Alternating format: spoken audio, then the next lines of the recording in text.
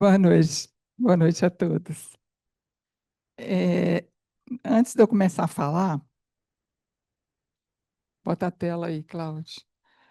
Tem uma música que foi composta há muito tempo, não sei por quem, a música se chama Carita, e ela é exatamente a tradução dessa mensagem que a gente lê todo ano na Semana Carita. Eu sempre quis trazer essa música aqui, mas faltava oportunidade, faltava jeito, e aí eu aproveitei o ensejo desse ano, que três fatores se conjugaram. A minha vontade, né, de trazer essa música nessa Semana Carita, o fato do Cláudio ter me convocado para fazer o estudo dessa noite, e o fato do meu netinho estar aprendendo a tocar violão. Eu falei, agora eu peguei ele de jeito. Então, antes da gente começar as reflexões da noite, nós vamos cantar essa música para vocês. Também, enquanto ele prepara ali, tem um aviso para quem está em casa. Infelizmente, como a gente não tem equipamento de som apropriado para transmitir o som para quem está em casa, vocês vão ficar só em preces aí, em vibrações por nós durante esse tempo. Mas é rapidinho, depois a gente pega de novo o microfone e começa a falar. Então, vocês não vão ter como participar desses momentos. Assim como também vocês não têm como participar do lanchinho final, né? Que só a gente que come. E pelo motivo de estar sendo gravado também, a tela que a gente for projetar aqui não vai ser compartilhada com vocês, não é isso, Cláudio? A tela não vai ser compartilhada, mas eu vou ler tudo, vocês não vão perder nada, tá bom? Quero dizer que o Cláudio veio me consultar sobre a música. A música foi musicalizada no encontro de evangelizadores da casa, que eu não lembro mais o ano. E quem musicalizou foi a Karen, hoje esposa do Estevão. Os dois eram da mocidade. Ela tocava violão. A letra é da própria passagem, né? Isso, foi ela. Foi o momento, foi o grupo que fez num trabalho de evangelizadores. E ela musicalizou para nós. Bom, gente, então, como vocês viram, né, o destaque para nosso tema de hoje é exatamente isso, que a nossa querida irmã Cárita vem nos fazer como um apelo, né, um apelo à caridade. E aí eu trouxe um pequeno trecho de uma outra mensagem dela, que foi publicada na Revista Espírita de 1865, em que ela faz um apelo semelhante. E aí eu trouxe um trecho só dessa mensagem, porque, inclusive, depois dessa mensagem, ela se identificou numa reunião. Essa mensagem foi transmitida, né? Foi recebida em Lyon, mas depois, na Sociedade de Estudos Espíritas de Paris, ela se identificou como sendo Irene, a imperatriz de Atenas, né? Da Tessalônia, né? Hoje Atenas. E ela se identificou, inclusive, como um espírito que tinha e tem como missão, né? Não sei hoje, mas pelo menos à época, de sustentar aqueles que passavam, né, pela pobreza, pela miséria, e não só de inspirá-los a ter confiança, a ter fé, a ter resignação, a sustentá-los, mas também a intuir aqueles corações que pudessem fazer alguma coisa para auxiliar. Essa mensagem que está publicada na Revista Espírita tem um título: Abri-me, apelo de Cárita. Faz frio, chove, o vento sopra muito forte. Abri-me. Fiz uma longa viagem através do país da miséria e volto com o coração mortificado, os ombros sobrecarregados pelo fardo de todas as dores. Abri-me bem depressa, meus amados, vós que sabeis que a caridade só bate à vossa porta quando encontra muitos infelizes em seu caminho. Abri o vosso coração para receber as minhas confidências. Abri a vossa bolsa para enxugar as lágrimas de meus protegidos e escutai-me. É interessante a gente saber o contexto social da França na época em que Kardec recebeu essa mensagem, Porque hoje, para nós, ela faz muito sentido, mas imaginemos para a época, em que pelo menos 90% da população da França estava em pobreza e 60% em pobreza extrema.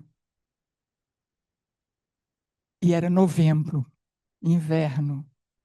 Nessa época, os espíritos abnegados, como Cárita, como Vicente de Paula, como Adolfo, bispo de Argel, se mobilizavam para transmitir essas mensagens, para fazer um apelo para aqueles que poderiam, que podiam auxiliar as pessoas que estavam em profunda miséria. Por quê? Nos últimos 22 anos, a França tinha passado por 3 epidemias de cólera violentas. A primeira em 1832, morreram mais de 100 mil pessoas, 20 mil só em Paris. Depois, em 1949, outra pandemia, mais de 100 mil, 140 mil pessoas. E aí, 1854, até então eu falei pandemia, não era epidemia, 54 foi pandemia, que assolou toda a Europa, cólera novamente. E aí, evidentemente, quem é que sofria mais? Nós que passamos por uma pandemia aqui, temos uma vaga ideia do que foi a epidemia de cólera na França, né? Porque o inverno rigoroso, a falta, àquela época, absoluta de qualquer tipo de saneamento básico, de higiene, de água potável, não tinha nada disso. Então, essas epidemias, elas, ao mesmo tempo em que incentivaram, né, algumas discussões para que se melhorasse as condições, e ainda tinha uma outra questão, as classes mais altas culpavam os pobres, os operários, falavam que era eles que estavam trazendo aquela doença. Enfim, é, na classe mais pobre, evidentemente, os efeitos da pandemia foram muito maiores. Famílias inteiras morreram. Muitos daqueles que eram os provedores também morreram. Então, era muito grande o número de viúvas, de órfãos, desamparados. Era muito grande o número de pessoas enfermas, com absoluta necessidade de tudo. Era muito grande o número de pessoas desempregadas, porque as indústrias, as fábricas fecharam, né, os comércios, de um modo geral. Muitos vendedores ambulantes que viviam do dia a dia.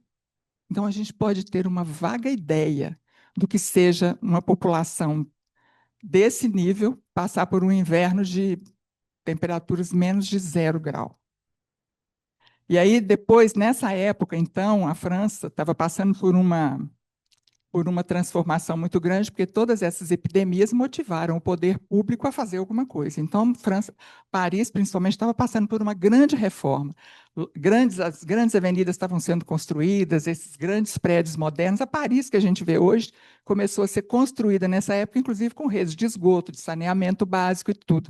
E a população pobre da cidade para onde foi? Periferia. Mais ainda abandonada. Então, mais a gente sente a veemência desse apelo de Cárita quando ela fala: abri-me, eu estou batendo, e bato aqui na porta de vocês porque vocês podem me ouvir. E ela continua: eu vi a miséria em toda a sua horrenda chaga. E ela cita situações como nessa mensagem que a gente tem lido todos os dias. Essa mensagem que está no Evangelho segundo o Espiritismo e narra muito mais, falando que, inclusive, ela viu o materialismo crescer com a pobreza, porque o desencanto entre aqueles miseráveis estava tão grande que eles estavam duvidando da própria essência espiritual deles. Duvidavam até de Deus, de que Deus existia. Tamanha a injustiça em que eles se viam, né? Em vão gritei, falando com os sofredores, com aqueles que ela queria consolar. Abri-me, eu sou a caridade, venho a vós com o coração cheio de ternura. Não choreis mais, eu venho vos consolar.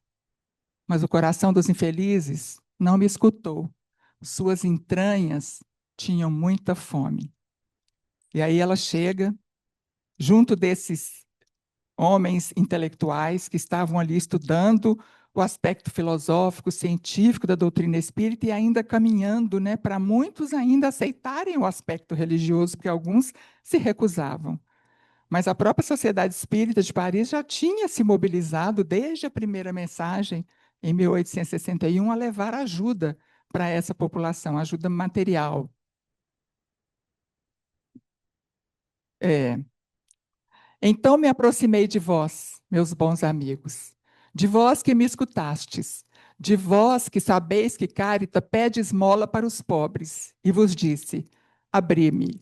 Sabeis que os pobres são a pedra de toque que Deus envia à terra para experimentar vossos corações. Não os repilais. E nesse mesmo tom vem a mensagem de Vicente de Paula, a mensagem de Adolfo, bispo de Argel, dessas que estão registradas também no Evangelho segundo o Espiritismo, muitas que estão na Revista Espírita, às vezes mais completas, né, e até resumidas no Evangelho, sempre incentivando a beneficência, mas fazendo questão também de falar que aquela beneficência, aquela caridade que eles estavam apelando para que fosse feita, que ela era diferente da esmola, que ela era diferente da filantropia, que a caridade tinha um aspecto muito mais amplo do que simplesmente oferecer uma ajuda material com indiferença, muitas vezes com prepotência, com soberba, muitas vezes para se ver livre. Então, todas as mensagens que falam da caridade falam sobre isso, sobre a diferença entre o dar e o dar-se, sobre a diferença entre a caridade material e a esmola ou a filantropia. Então, esse trecho que até Beth citou ontem, né, na palestra dela, que são palavras de Carita, a esmola é algumas vezes útil, porque dá alívio aos pobres, mas é quase sempre humilhante, tanto para o que dá, como para o que a recebe. A caridade, ao contrário, liga o benfeitor ao beneficiado. E aí, Kardec perguntou aos espíritos, e quem respondeu foi Vicente de Paula, no Livro dos Espíritos, na questão 888, o que se deve pensar da esmola. E aí Vicente de Paula respondeu: o homem condenado a pedir esmola se degrada moral e fisicamente, embrutece-se. Uma sociedade que se baseie na lei de Deus e na justiça deve prover a vida do fraco, sem que ele seja humilhado. Kardec, ouvindo essa resposta, perguntou: mas então vocês são contra a esmola? Ele não tinha entendido. E, como sempre, Kardec vai um pouco além para aprofundar, para compreender a resposta dos espíritos, né? E Vicente de Paula responde: não, não é a esmola que é reprovável, mas a maneira pela qual habitualmente é dada. A verdadeira caridade é boa e benevolente. Está tanto na maneira por que é dada, quanto no ato em si. E tem uma mensagem de Argel, né, de Adolfo, bispo de Argel, na Revista Espírita, em que ele falando exatamente sobre essas diferenças, né, sobre as diferenças de classes sociais, a pobreza e a riqueza, falando que não adianta a gente ter a ilusão de que a gente vai acabar com a pobreza no planeta Terra enquanto ele for um planeta de provas e expiações. Enquanto ele tiver ainda espíritos necessitados de passar pela prova da pobreza, pela prova da riqueza, mas que é justamente para que nós aprendamos a nos mobilizar para auxiliar. Porque sempre o espírito, em qualquer grau de evolução que ele estiver, no plano físico ou no plano espiritual, vai ter sempre alguém acima dele para o auxiliar, para o impulsionar, para auxiliar no seu progresso, e alguém abaixo. Então, esse é o processo da lei divina, ajudando-nos mutuamente. Porque a pobreza é uma prova, mas a miséria, a carência absoluta é uma questão social. Está nas nossas mãos resolver isso, não é? Então, é isso que eles vêm falar para nós.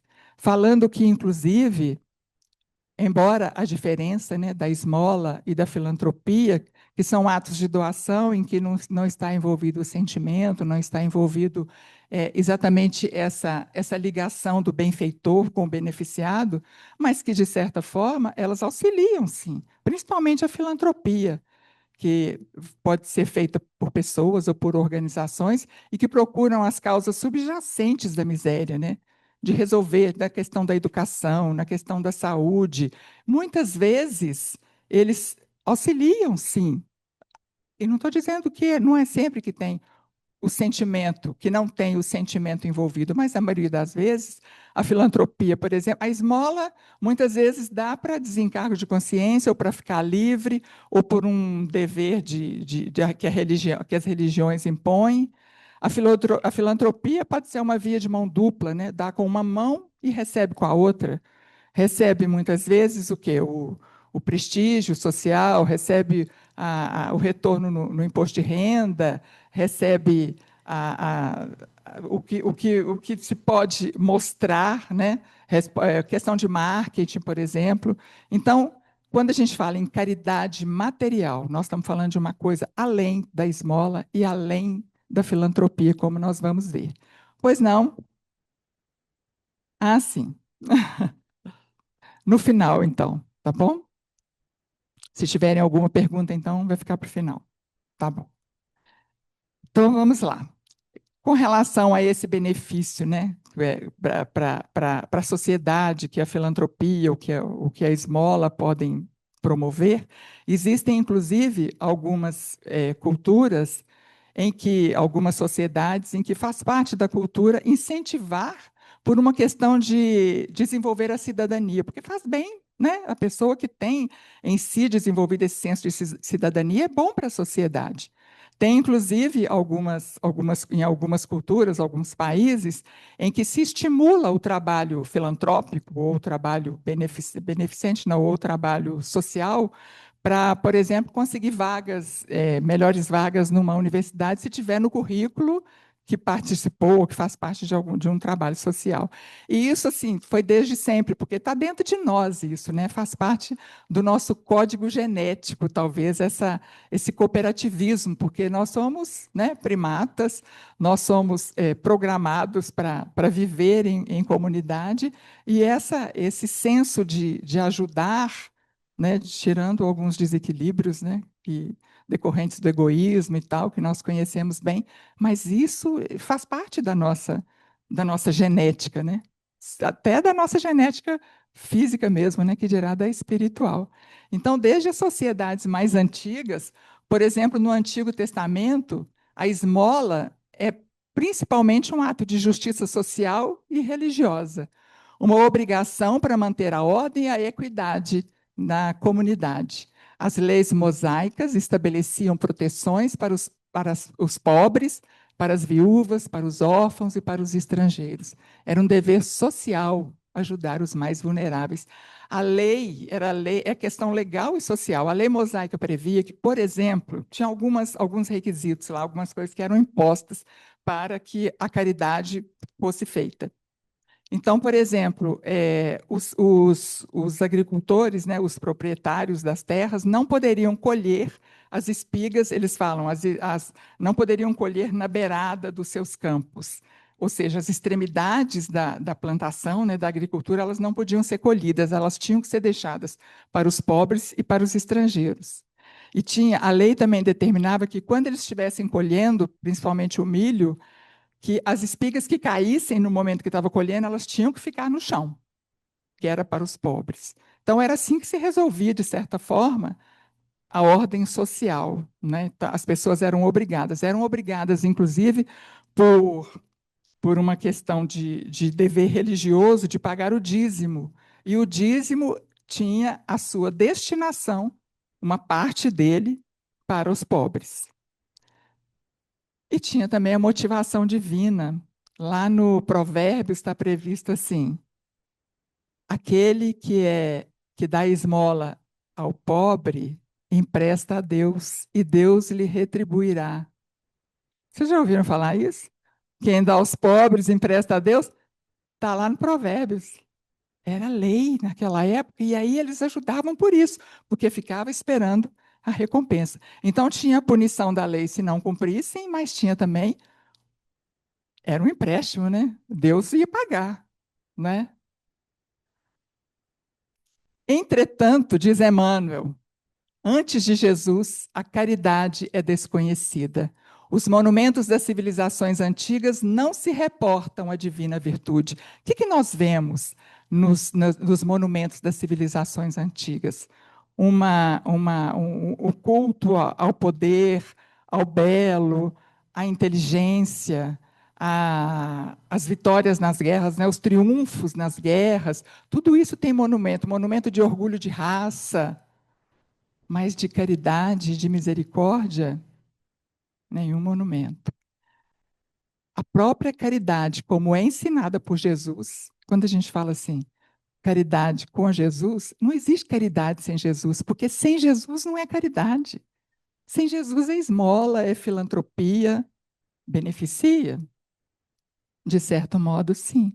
Mas não é essa a nossa destinação, não é isso que nos vincula a Deus, como esses espíritos vêm trazer para nós. Que a caridade é para nós o traço de união que nos vincula a Deus.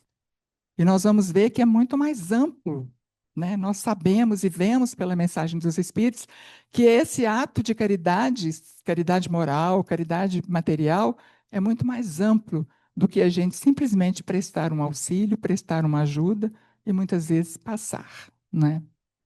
Então, com Jesus, no Novo Testamento, Jesus eleva a esmola material ao patamar da caridade, ágape.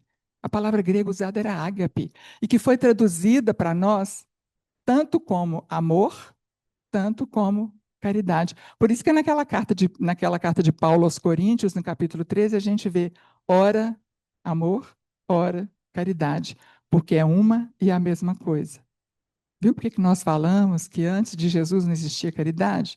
Porque a caridade que os Espíritos nos falam, a caridade, virtude, a caridade, sentimento, é a caridade sinônimo de amor.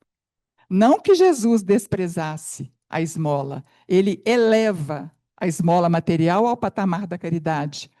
O que é esse ágape? Um amor genuíno e desinteressado, que deve ser praticado sem ostentação e com pureza de intenção. A ênfase muda da obrigação legal para a motivação interna de amor e compaixão exemplificada por Jesus. E tudo aquilo que estava na lei de não colher a beirada dos campos, não colher as espigas que caíssem, de pagar o dízimo, ele resume: e assim tudo quanto quereis que os homens vos façam, assim também fazei vós a eles, pois esta é a lei e os profetas. Simplificou, não é? É só a gente tomar a gente mesmo como medida. É isso que ele falava com os discípulos: tomem vocês mesmos como medida. O que vocês quiserem que os outros vos façam, faça também a eles. Até na forma de doar. Como é que você gostaria de receber, não é? Então, tem alguns trechos do Evangelho que nós selecionamos aqui para olharmos rapidamente como que Jesus, inclusive, estimulava a questão da caridade material. Por exemplo, quando ele fala ao jovem, ao mancebo rico, né, que pergunta para ele: Mestre, como farei para alcançar o reino dos céus? Jesus já começa a falar de desprendimento. Vende o que tens, dá aos pobres. Vende os teus bens, dá aos pobres, e terás um tesouro no céu. Na parábola dos bodes e das ovelhas, em que Jesus simboliza a separação no final, no juízo final, em que ele fala daqueles que alcançarão o reino de Deus, né? Quando ele fala: passai à direita, vós que assististes os vossos irmãos. E ele ainda detalha: porque tudo quanto fizestes a um destes pequeninos é a mim mesmo que o fazeis. E ele discrimina lá, detalha: eu tive fome e me deste de comer. Tive sede e me deste de beber. Estive nu e me vestiste. Estive doente, estive sem teto, eu era estrangeiro e me abrigaste. Estive doente ou estive preso e me foste ver. Detalhando todas as ações da verdadeira caridade que deveriam ser praticadas pelos discípulos que seguiram, sim, à risca, porque a vida deles era isso, o lema deles era: mais vale dar que receber. Eles partilhavam os seus bens e tinham sempre algum recurso para auxiliar aqueles que tivessem necessidade. E ainda falava como que deveria ser dado, sem ostentação. Porque naquela época, a esmola, que era dada principalmente pelos fariseus, que distribuíam a parte do dízimo que era destinado aos pobres, tinha toda uma ritualística para a distribuição. Eles saíam para as ruas, para as praças, e à frente ia alguém tocando trombeta para anunciar que a esmola ia ser distribuída. Dizia-se que era para chamar os pobres, mas era uma forma também deles ostentarem, porque eles jogavam as moedas e aqueles pobres tinham que disputar ali as moedas que eram julgadas. E aí Jesus, entendendo isso, que eles estavam fazendo aquilo para serem vistos, fala: E tu, quando deres dádiva, não trombeteis diante de ti. As trombetas, né, que eram tocadas à frente. Tu, porém, quando deres, não trombeteis diante de ti, como fazem os hipócritas nas sinagogas e nas vielas. Tu, porém, quando eles já receberam a sua recompensa, é assim que ele complementa. Tu, porém, quando deres dádiva, não saiba a tua mão esquerda o que faz a tua direita. Lembra que eu falei que a caridade, que a filantropia é uma via de mão dupla, dá com uma mão e recebe com a outra? A caridade é uma via de mão única, dá com uma mão, a outra sequer sabe o que uma mão fez. Então, era assim que Jesus ensinava, não condenando, mas ensinando como que aquilo que era previsto em lei e que era dado por uma obrigação, com frieza, com ostentação, que deveria ser feito de forma diferente, que deveria ser, inclusive, alguma coisa que mobilizasse de dentro do coração daquele que estava fazendo aquele ato, né? E ele culmina com a parábola do bom samaritano, quando pergunta para ele, né? Quem é o meu próximo? A quem devo amar? Ele conta a história do bom samaritano, mostrando na grande lição da caridade absolutamente desinteressada. Porque o samaritano acolhe aquele que estava caído na estrada sem nem saber quem ele era. Ele não tinha nem as próprias vestes para ser identificado. Se era um judeu, se era um samaritano, se era um estrangeiro, se era um gentio. Ele para, acolhe, auxilia e ainda leva. É o exemplo máximo de caridade que Jesus nos dá com a parábola do bom samaritano. A caridade, então, é sinônimo de amor. E Paulo, na sua primeira carta aos Coríntios, entendendo perfeitamente o que Jesus ensinara sobre a caridade, ele fala que tudo que eu fizer, posso doar todos os meus bens para os pobres, posso entregar o meu próprio corpo para ser queimado. A gente fica assim, por que Paulo falou entregar o corpo para ser queimado? Porque naquela época, aquele que seguia os ensinamentos de Jesus, o cristão, se ele fosse pego, porque a perseguição aos cristãos, principalmente nessa época, já estava muito grande, se ele fosse pego, ele teria que renegar a fé e adorar e sacrificar aos deuses romanos. Se ele não fizesse isso, o que acontecia? Ele era queimado.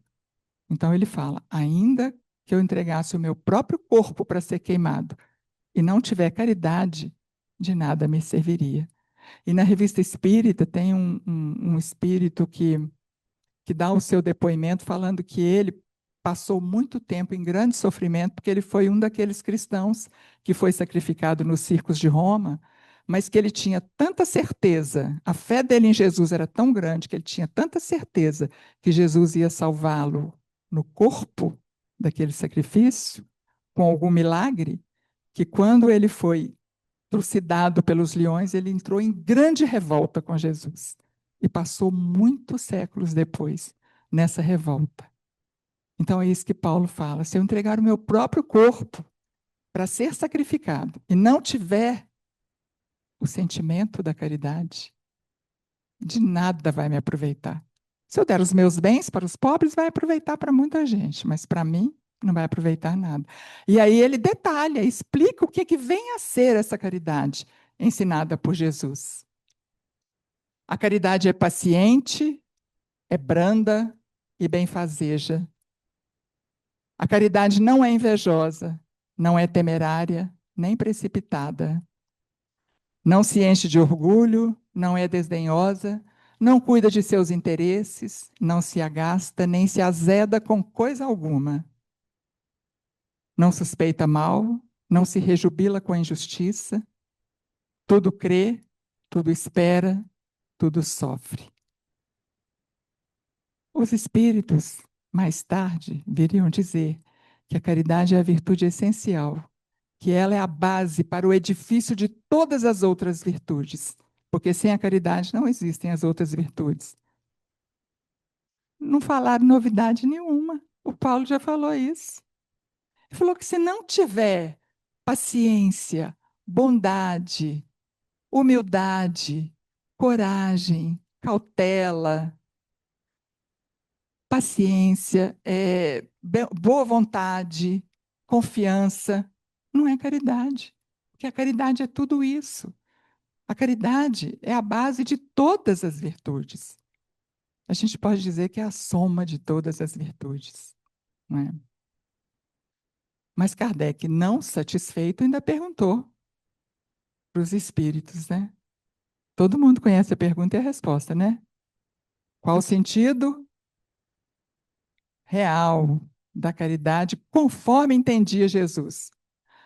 Eu, se fosse os espíritos respondendo, falava assim: vai lá na carta aos Coríntios que você vê. Era assim que Jesus entendia. Paulo entendeu. Vocês não entenderam até hoje. Mas aí eles respondem resumidamente: benevolência para com todos, indulgência para as imperfeições dos outros, perdão das ofensas. Oba! Fácil de decorar, né? Inventamos até uma sigla, né? E aí? Nós compreendemos a profundidade disso? Nós compreendemos que nessas três virtudes está tudo aquilo que Paulo falou? A gente sabe o que é benevolência? A gente sabe qual é a diferença de benevolência com beneficência? Pois é, a gente fala BIP, mas entendemos o que é na prática e dentro de nós, que é o que vem antes da prática, né? A beneficência é caridade.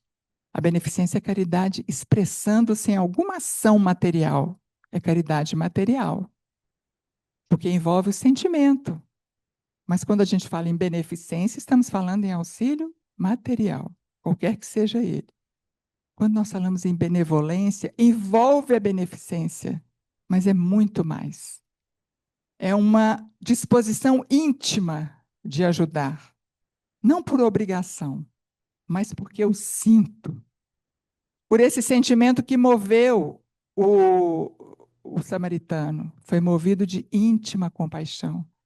A benevolência envolve a paciência, envolve a bondade, envolve a generosidade, envolve a nossa boa vontade em relação ao outro, não é?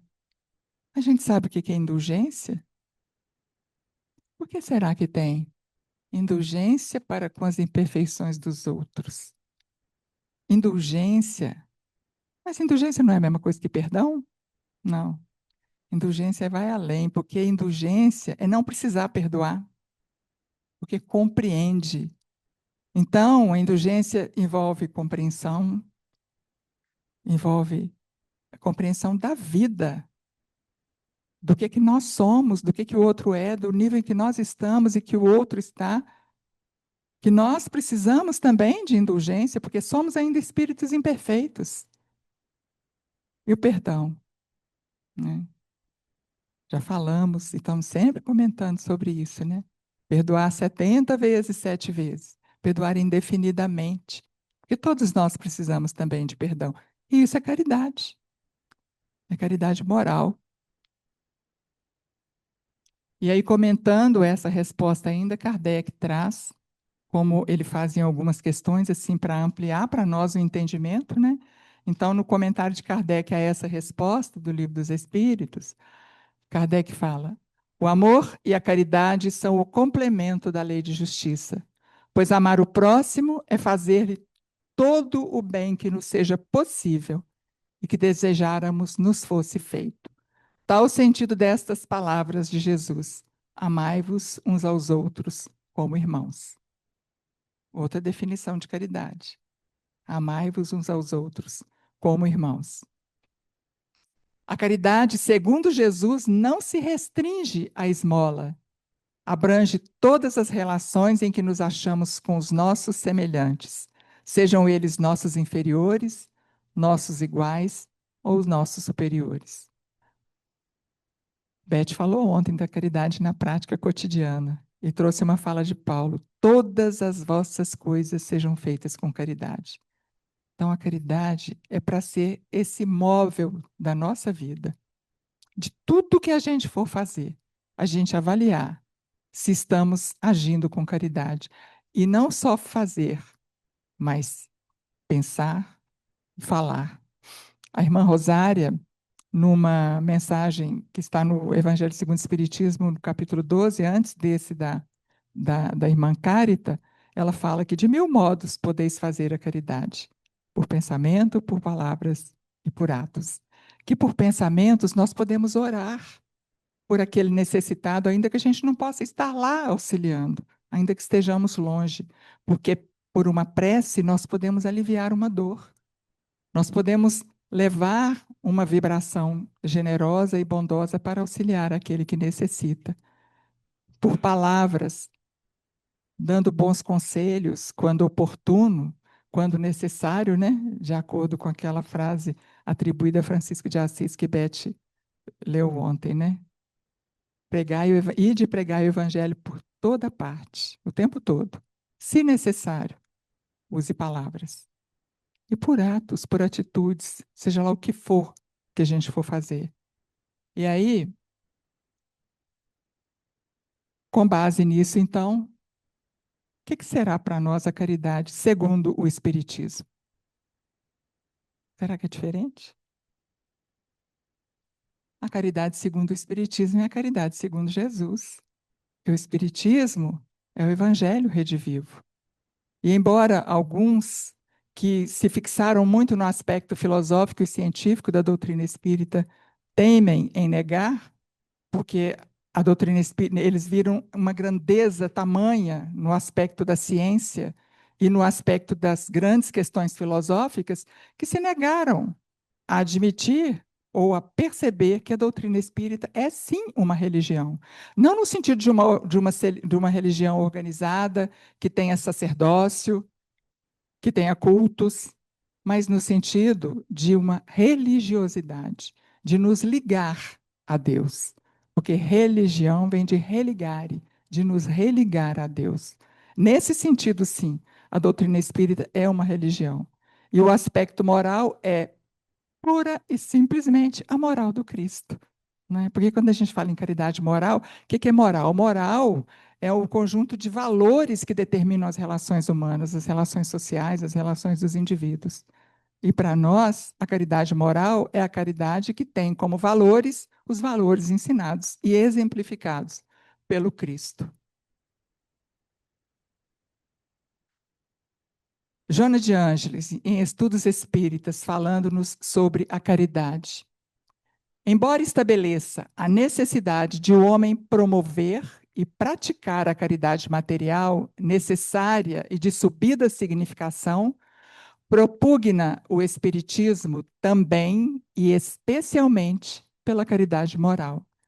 A que exige melhores condições ao espírito, portanto, mais importante, quando conclama aquele que a pratica a própria elevação com que se sublima e edifica interiormente.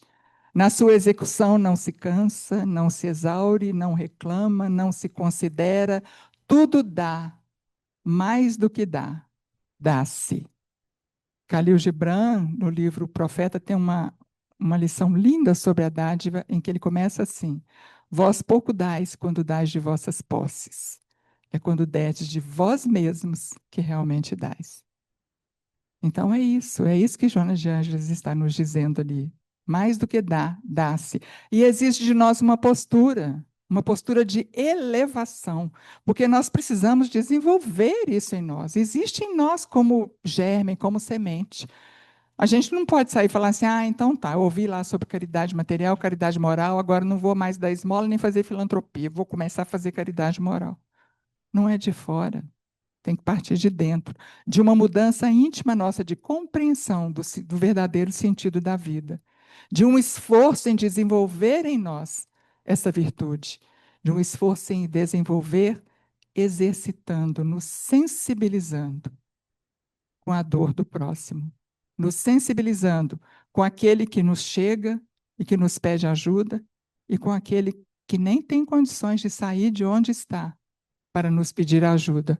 É por isso até que Vicente de Paulo, no Livro dos Espíritos, fala que o homem de bem, que compreende a caridade segundo Jesus, vai ao encontro do infeliz sem esperar que esse lhe estenda as mãos. Lá no Evangelho segundo o Espiritismo, tem uma lição cujo título é Os Infortúnios Ocultos, dizendo e diz que na época de grandes calamidades, a generosidade cresce, né?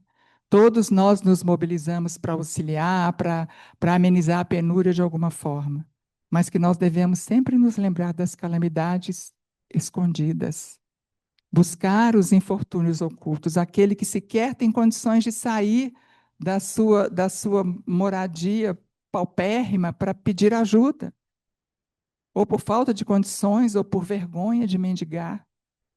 E que é isso que nós devemos buscar, é isso que ele fala ali, a gente saber descobrir que a caridade segundo Jesus vai ao encontro do infeliz. Caridade material e caridade moral. Um trecho do Leon Denis no livro Depois da Morte, capítulo Caridade também. Lindíssimo, como todos os textos de Leon Denis, né? Principalmente esses do livro Depois da Morte. A caridade material ou a beneficência podem aplicar-se a certo número de nossos semelhantes, sob a forma de socorro, de apoio. A caridade moral deve abranger todos os que participam da nossa existência neste mundo. Não mais consiste em esmolas, porém sim numa benevolência que deve envolver todos os homens, desde o mais bem dotado em virtude até o mais criminoso, e bem assim regular as nossas relações com eles. Amplia isso, gente, para todos aqueles com os quais nós nos relacionamos direta ou indiretamente. Aqueles cujas notícias e informações de condutas e posturas nos chegam pela mídia, de criminosos, de políticos, daqueles que manifestam ideias com as quais nós não concordamos, com aqueles que estão cometendo grandes atrocidades com civilização, com comunidades inteiras. O nosso pensamento para eles deve ser um pensamento caridoso, sem julgamento, não é?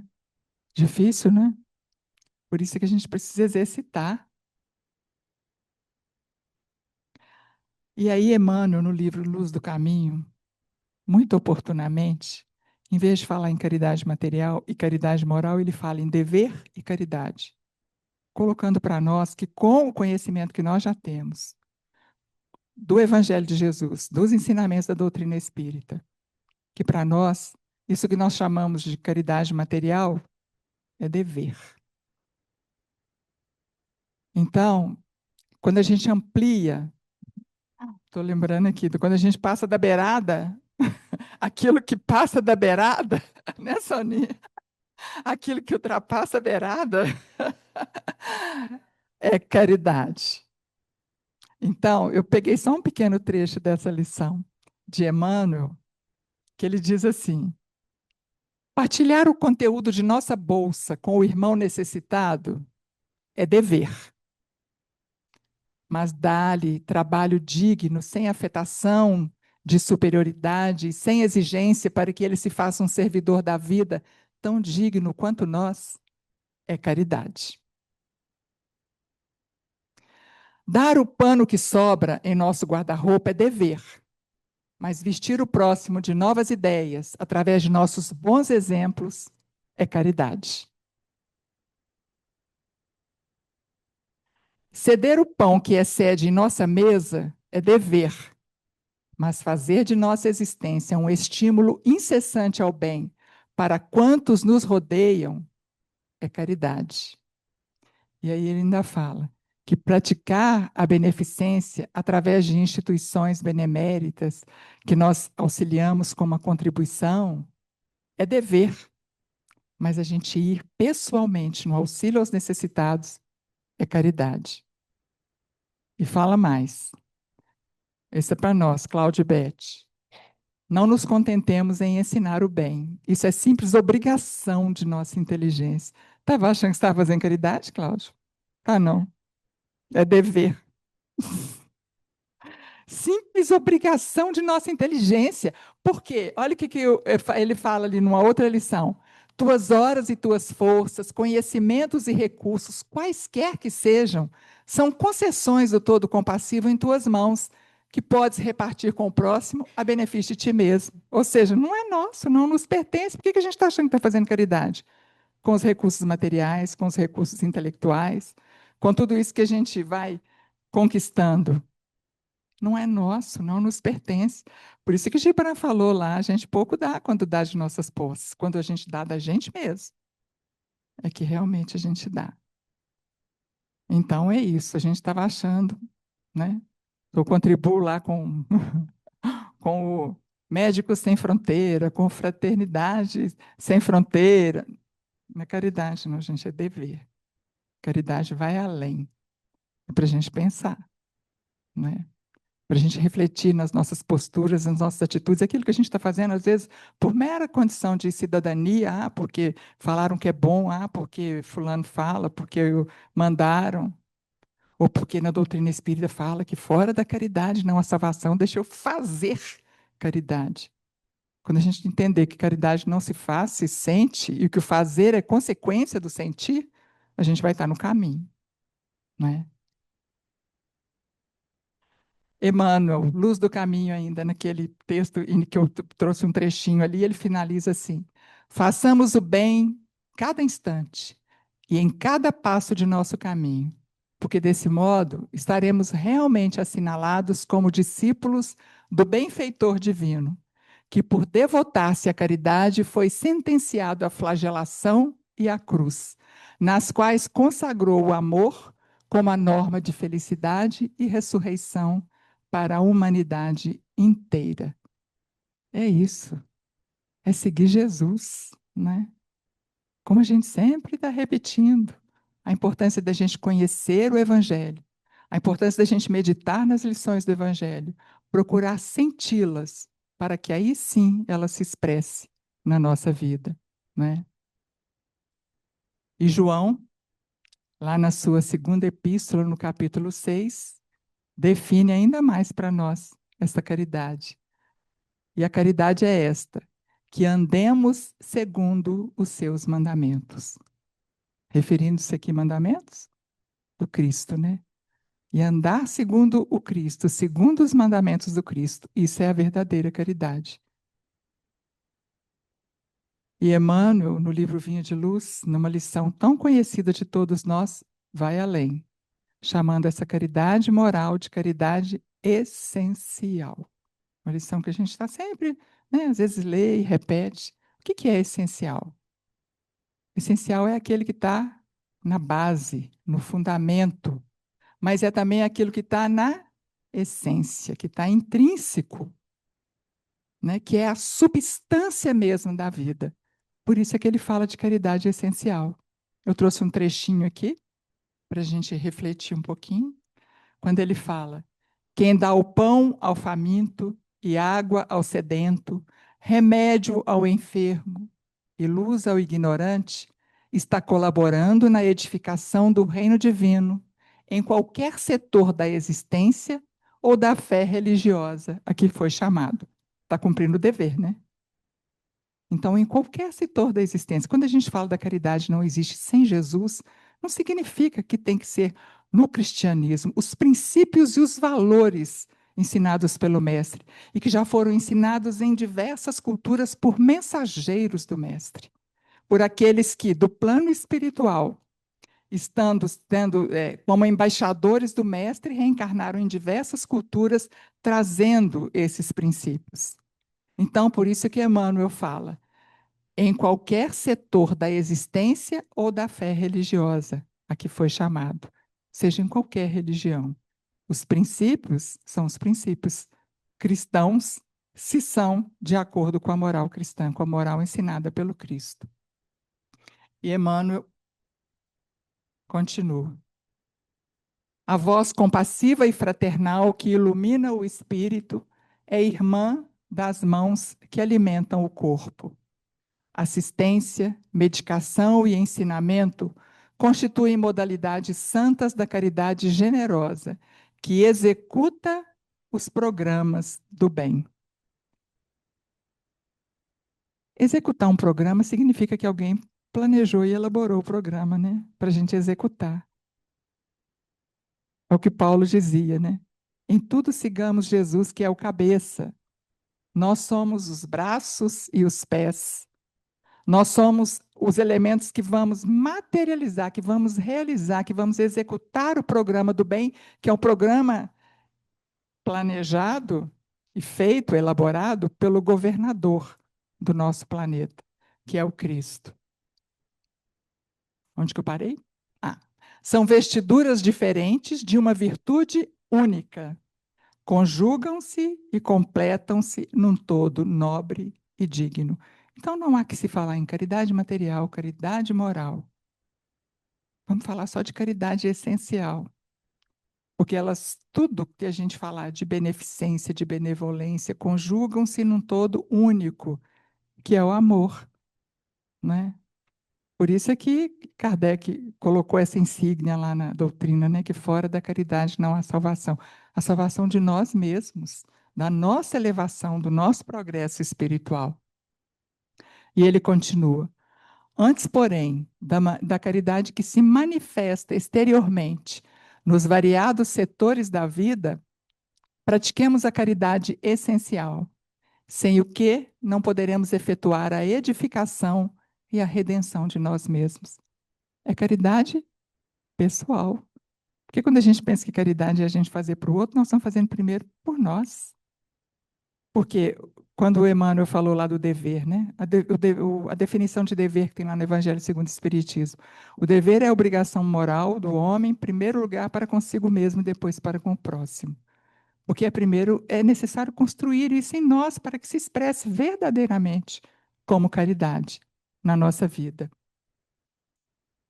E aí a gente, se ficar em dúvida, o que que é então essa caridade essencial que ele está dizendo, que se conjuga, né, num todo aí? Trata-se da caridade de pensarmos, falarmos e agirmos segundo os ensinamentos do Divino Mestre no Evangelho. É a caridade de vivermos verdadeiramente nele para que ele viva em nós. E aí, para encerrar, as palavras de Vicente de Paulo. Sede bons e caridosos. Esta é a chave dos céus. Chave que tendes em vossas mãos. Toda a eterna felicidade se contém neste preceito. Amai-vos uns aos outros. Não pode a alma elevar-se às altas regiões espirituais, o que significa salvar, né? Elevar-se às altas regiões espirituais, senão pelo devotamento ao próximo. Somente nos arroubos da caridade encontra ela ventura e consolação. Sede bons, amparai os vossos irmãos, deixai de lado a horrenda chaga do egoísmo. Cumprido esse dever, abrir-se-vos-á o caminho da felicidade eterna. O grande vilão da caridade foi revelado para nós ali agora. Egoísmo. É isso que nós temos que combater em nós. Egoísmo e orgulho são contrários a toda a extensão dessa virtude em nós. Então, o trabalho, né, o convite, e nós temos com a doutrina espírita a oportunidade desses esclarecimentos, mas principalmente, porque saber a gente já sabe, né? Mas principalmente da gente estar sempre recordando isso, de analisarmos a nossa postura, analisarmos cada atitude nossa, com esse pensamento de que estamos aqui de passagem, num processo educativo do ser espiritual imortal que nós somos. Tudo aqui é transitório. O que a gente precisa construir aqui é exatamente esse arcabouço dentro de nós para nos tornarmos seres melhores, para nos tornarmos seres humanos melhores, para conquistarmos essas virtudes que nos alçarão às altas esferas na vida futura. nas futuras reencarnações, nos planos mais elevados da vida, até a perfeição relativa, que é o destino de todos nós. Então, que saibamos sempre viver a nossa vida com esse roteiro, né, que o Mestre nos trouxe, que esse roteiro que nós temos no Evangelho. E desse Mestre que é nosso guia, que é nosso modelo. E modelo e guia, guia é para ser seguido, e modelo é para ser copiado. Né? E se ele não soubesse que nós daríamos conta, ele não teria afirmado isso, não teria vindo. Ele confia em nós. Ele fez o plano, nós precisamos executá-lo. E o grande plano dele, qual que é? O planeta Terra? Não, é cada um de nós. Cada um de nós que irá fazer parte desse mundo, da transformação desse mundo para um mundo melhor.